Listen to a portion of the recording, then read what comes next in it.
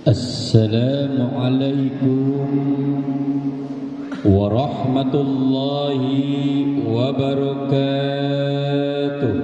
Waalaikumsalam warahmatullahi wabarakatuh. Alhamdulillahi rabbil alamin. Wal 'aqibatu lil muttaqin. ولا عدوان إلا على الظالمين أشهد أن لا إله إلا الله وحده لا شريك له له الملك وله الحمد يحيي ويميت وهو على كل شيء قدير وأشهد أن محمدا عبده ورسوله اللهم صل على سيدنا محمد وعلى آل سيدنا محمد. قال الله تعالى في القرآن الكريم أعوذ بالله من الشيطان الرجيم بسم الله الرحمن الرحيم وسارعوا إلى مغفرة من ربكم وجنة عرضها السماوات والأرض أعدت للمتقين صدق الله العظيم وصدق رسول الكريم ونحن على ذلك من الشاهدين والشاكرين walhamdulillahi rabbil Alamin. Hadirin santriwan santriwati Pondok Pesantren Ardaniyah Kota Serang Banten, semoga dalam rahmat dan maghfirah Allah Subhanahu wa taala Sobat Ramaloka 96,5 FM yang selalu setia mendengarkan di mana saja berada, semoga dengan ngabuburitnya mendengarkan tafsir Ramadan, Allah Subhanahu wa taala curahkan rahmat dan kemuliaan. Amin. Amin. Bapak dan Ibu hadirin, para pemirsa yang selalu setia mengikuti kajian tafsir Ramadan di Pondok Pesantren Ardaniyah, yang semoga kesemuanya dalam rahmat dan maghfirah Allah, dan Allah Subhanahu wa taala memuliakan kepada kita semua fid din dunya wal akhirah. Syukur kita kepada Allah Subhanahu wa taala atas limpahan rahmat, karunia dan keberkahan yang Allah Subhanahu wa taala berikan kepada kita. Patut kita panjatkan tahmid, patut kita ucapkan zikir, patut kita ucapkan rasa syukur kita kepada Allah Subhanahu wa taala yang selalu membasahi lisan kita, menggerakkan jantung kita terus untuk berzikir kepada Allah Subhanahu wa taala, seraya kita ucapkan inna sholati wa nusuki wa mahyaya wa mamati lillahi rabbil Alamin. Sesungguhnya ibadahku, salatku, hidupku dan matiku hanya satu karena Allah Subhanahu wa taala. Hadirin sobat Ramaloka, para pemirsa, santriwan santriwati Pondok Pesantren Ardaniyah yang dirahmati Allah dan dalam maghfirah Allah, ma'asyiral muslimin rahimakumullah. Mari kita renungi pengumuman sayembara yang ditegaskan oleh Rasulullah sallallahu alaihi wasallam. Sayembara ini selalu diungkapkan di awal dan di dalam bulan Ramadan. Dalam hadis yang diriwayatkan oleh Imam At-Tirmidzi dari Ibnu Majah, yang diriwayatkan oleh Imam At-Tirmidzi dan Ibnu Majah dari Abi Hurairah, Rasulullah sallallahu alaihi wasallam bersabda, "Idza kana awalul lailah min Ramadana suffidatis syayatin wa muradatul jibti wa ghulliqati abwabun nar falam yuftah minha bab wa futihat abwabul jannah falam yughlaq minha bab."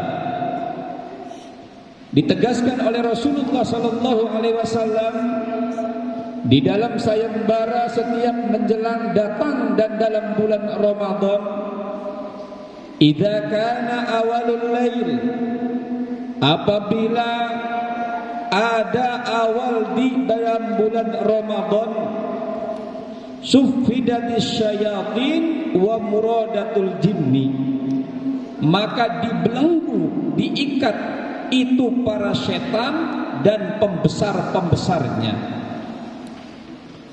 Wa ghulliqat abwabun nar, dan dikunci abwabun nar, pintu-pintu neraka, falam yuftah minha bab, maka tidak dibuka pintu neraka itu. Wa futihat abwabul jannah, dan dibuka pintu-pintu surga, falam yughlaq minha bab, maka tidak ditutup, falam yughlaq, maka tidak ditutup, minha bab, dari pintu-pintu surga. Wa nada munadiya bagiyal khair aqbil, dan memanggil munadi, dan memanggil, dipanggil, ya bagiyal khair, wahai para pencari kebaikan, aqbil, berjejaklah, segeralah.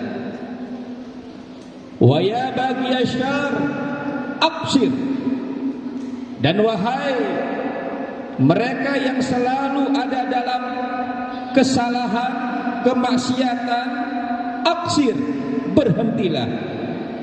Walillahi utqa'u, dan kepada Allah Subhanahu wa ta'ala maka dibebaskanlah mereka semua dari api neraka. Wa dzalika fi kulli laila, dan itu diucapkan setiap malam.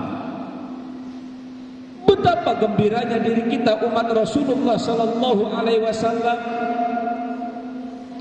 dalam keimanan kita dihadapkan oleh Allah Subhanahu wa taala di dalam bulan Ramadan. Bulan Ramadan ini Allah Subhanahu wa taala memberikan keunggulan dan kemuliaan kepada umat manusia yang iman kepada Allah Subhanahu wa taala. Begitu pula keunggulan, keagungan dalam bulan Ramadan berbeda dalam bulan-bulan yang lain. Di antara keagungan, dari sekian banyak keagungan, Allah Subhanahu wa taala menutup pintu neraka, membuka pintu surga, mengikat para setan dan para pembesar-pembesar setan, iblis, jin kafir. Begitu pula dipanggil untuk kita selalu ada di jalan Allah, berhenti di dalam kemaksiatan dan dosa, dan Allah Subhanahu wa taala memberikan kesempatan kepada kita umat manusia yang iman kepada Allah untuk selalu ada di jalan istiqomah di dalam perintahnya. Maka itqum minan nar, dibebaskan dari api neraka. Alhamdulillah. Tentu ada pertanyaan di dalam diri kita masyarakat. Mungkin pula banyak obrolan, apakah betul bahwa setan itu diikat, terus pintu neraka ditutup, surga dibuka. Betul. Bukan hanya betul, sangat-sangat benar. Kalaulah memang benar sesuai apa yang disampaikan oleh Rasulullah sallallahu alaihi wasallam di dalam sayembara yang telah ditegaskan oleh Rasulullah sallallahu alaihi wasallam dalam sabdanya, kenapa di dalam bulan Ramadan ini masih banyak orang bermaksiat? Kenapa di dalam bulan Ramadan ini masih banyak orang yang berbuat dosa? Yang menjadi permasalahan, hadirin Bapak Ibu yang dimuliakan Allah, jadi yang namanya setan, ini yang namanya setan, ada setan yang tidak nampak, ada setan yang nampak. Jadi ada setan yang tidak nampak, tidak kelihatan, ada setan yang nampak, yang kelihatan. Kalaulah memang ada setan yang tidak nampak, setan yang tidak nampak itu setan yang benar-benar setan. Jadi kalaulah memang yang tidak nampak itu yang betul-betul setan. Tapi kalau yang setan yang nampak berbentuknya adalah manusia. Jadi setan menggunakan pakaian manusia, wa kanal insu minal jin. Jadi setan menggunakan pakaiannya pakaian manusia, jadi manusia dalam bentuk secara lahiriahnya, tapi secara batiniahnya dalamnya itu adalah setan. Maka jadilah namanya manusia kesetanan. Jelas? Jelas? Jadi namanya manusia kesetanan. Manusia kesetanan jauh lebih berbahaya daripada setan yang tidak nampak. Pernah enggak santri nih, akhi santri ngelihat setan telanjang? Pernah enggak? Pernah enggak? Pernah enggak ngelihat orang telanjang? Di mana? Ayo. Iya. Orang gila. Itu namanya adalah kesetanan. Pernah enggak lihat ukhti ada setan mabok? Setan mabok ada enggak? Pernah enggak melihat orang mabok? Mabok apa? Mabok minuman, mabok apa lagi? Mabok duit, mabok apa lagi? Mabuk cinta, mabuk apa lagi? Ada enggak yang namanya setan mabuk cinta? Bunuh diri gara-gara ditolak cinta. Sengsara faktor cinta. Tapi yang namanya orang nampak jelas dan kelihatan sehingga dia mabuk, nampak kelihatan, itu namanya manusia, tapi badannya manusia, dalamnya adalah namanya manusia kesetanan. Jadi kalaulah di bulan puasa ini ada orang masih berbuat salah, ada orang yang gak berpuasa, ada orang yang mereka itu masih melakukan maksiat, dia judi, dia mabok, dia meninggalkan ibadah, dia selalu ada dalam dosa, itu namanya mbahnya setan. Itu namanya mbahnya setan. Karena setan yang sebenarnya itu sudah dibelenggu, sudah ditahan, tapi mbahnya setan masih berkeliaran. Berarti manusia jauh lebih berbahaya dibandingkan setan yang sebenarnya. Alasannya kenapa? Kalau setan sudah dibelenggu, tapi manusia nampak kesetanan dan dia berkeliaran. Jelas? Di dalam bulan Ramadan ini Rasulullah Shallallahu Alaihi Wasallam memberikan kabar gembira kepada kita. Di dalam kabar gembiranya, walillahi utqa'u wa dzalika fi kulli lailah. Jadi setiap malam dipanggil dan diberikan berita gembira, dihentaskan dari api neraka, dihapus dosanya, dimuliakan umat manusia. Oh, betapa gembira dan bahagianya orang yang melakukan ibadah puasa. Alhamdulillah. Sehingga Rasulullah Sallallahu Alaihi Wasallam menegaskan kepada kita, man shoma Ramadhana imanan wa ihtisaban. Siapa yang melakukan ibadah puasa di bulan Ramadan imanan, karena keimanan, wa ihtisaban, berhitungan karena Allah Subhanahu wa taala, ghufira lahu ma taqaddama min dzambi, maka dosanya dihampuni, yang min dzambi, yang sudah dikerjakan dan yang akan dikerjakan. Subhanallah. Jadi yang harus kita sadari, hadirin Bapak Ibu yang dimuliakan Allah, di antara sekian makhluk yang banyak dosanya, tidak ada lain makhluk yang bernama manusia. Di antara sekian banyak golongan yang banyak kesalahannya sehingga ia ada pada dalam dosa, tidak ada lain hanyalah manusia. Sadar kita punya dosa? Sadar kita punya dosa?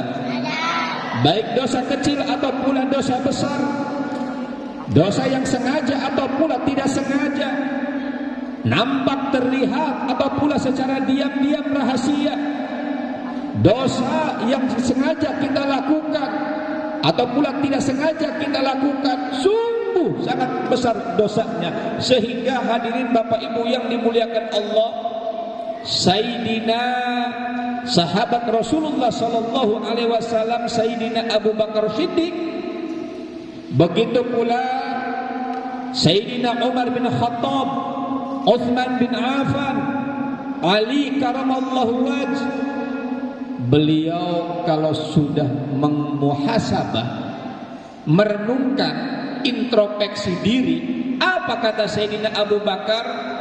Andaikan Allah Subhanahu wa taala membuka aib dosa kita, maka tidak ada daya upaya, seluruh apa yang ada di alam dunia seisinya ini itu tidak layak. Semuanya jelas kita merasa malu. Saking apanya? Saking besar dosa kita kepada Allah Subhanahu wa taala. Karena Allah Subhanahu wa taala Maha Rahman, ditunggu umat manusia sampai kepada akhir hayatnya. Apakah ia akan bertobat kepada Allah? Apakah dia akan hidupnya menyombongkan diri sampai akhir pada kehayatannya? Maka manusia ditunggu dalam kehidupannya. Apabila ia bertobat kepada Allah Subhanahu wa taala sampai akhir batas akhir hidup hayatnya, semoga taubatnya diterima oleh Allah Subhanahu wa taala, tergolong minal muhsinin, orang-orang yang berbuat baik, dan digolongkan minal muttaqin, orang-orang yang bertakwa, dihapus dosanya dan dia dimasukkan dalam surga Allah. Alhamdulillah. Tetapi sebaliknya, kalaulah ia terus hidup dibayang-bayangi dengan kesombongan, sudah jelas dosanya banyak tapi dia tidak merasa berdosa, sudah jelas dia dosanya besar tapi merasa kecil, sudah jelas dia selalu ada dalam kezaliman dan menganiaya pada diri sendiri, sampai akhir hayat masih ada dalam kesombongan.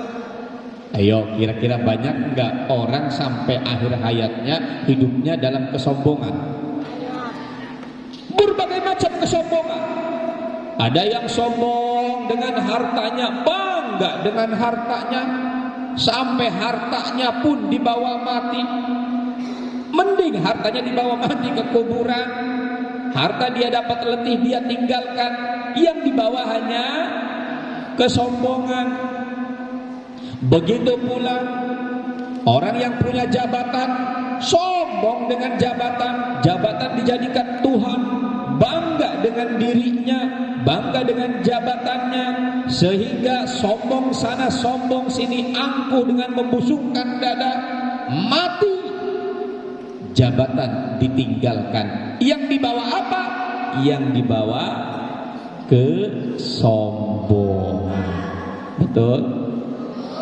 Ada pula perempuan cantik, laki-laki gagah.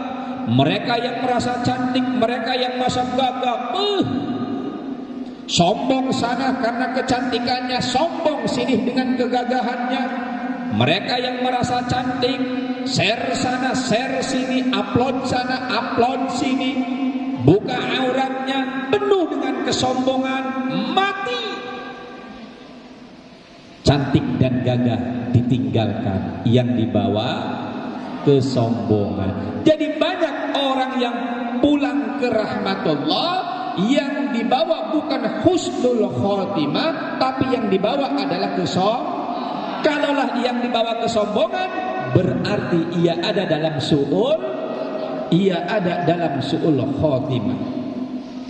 Betapa besar dosa kita di hadapan Allah Subhanahu wa taala.